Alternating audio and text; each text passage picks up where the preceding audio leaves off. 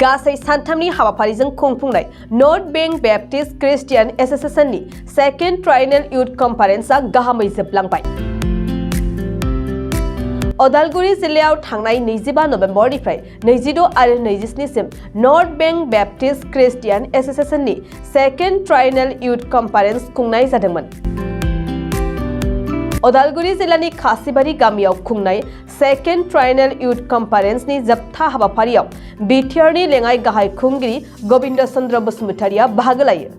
लोगोसेयैनो बे जथुम्मायाव आसामनि बारग' मन्त्रि रिहन दैमारि बिथाङाबो बाहागो लादोंमोन।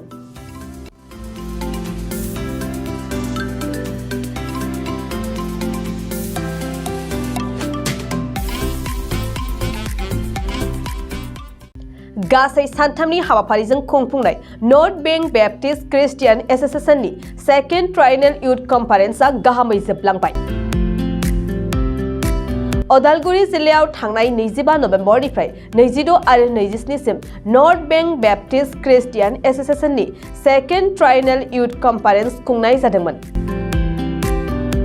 उदालगुरि जिल्लानि खासिबारि गामियाव खुंनाय सेकेन्ड ट्राइनेल युथ कन्फारेन्सनि जोबथा हाबाफारियाव बिटिआरनि लेङाइ गाहाय खुंगिरि गबिन्द चन्द्र बसुमतारिया बाहागो लायो।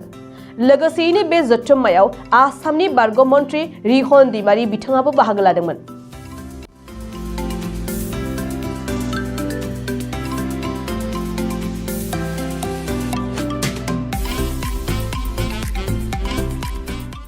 मोनसे फोसावथाय क'क्राझार जिल्लानि सिङाव थानाय दा रियेलिटी पाब्लिक स्कुलाव पाब्लिक रिलेशन अफिसारनि गोनांथि जादों। गोसो गुदुं बिजाथिफोरा थाबैनो जगाजग खालामनो हागोन। पाब्लिक रिलेशन अफिसारनि थाखाय बिजाथिया इंराजि आयदायाव एमए खालामनाय जानांगोन, नङाब्ला मास कमिउनिकेशन एन्ड जार्नालिज्म आयदायाव एमए खालामनाय जानांगोन। बेनि थाखाय जेबो एक्सपिरियेन्सनि गोनांथि गैया। डिग्री गोनां बिजाथिफोरा बयबो एप्लाइ खालामनो हागोन। दान बान्थाखौ 15,000निफ्राय 20,000सिम होनाय जागोन। गोसो गुदुं बिजाथिफोरा रियेलिटी पाब्लिक स्कुल @gmail.com आव मेसेज हरनो हागोन, नङाब्ला 9435293000 जानबुं अनजिमायाव जगाजग खालामहरनो हागोन।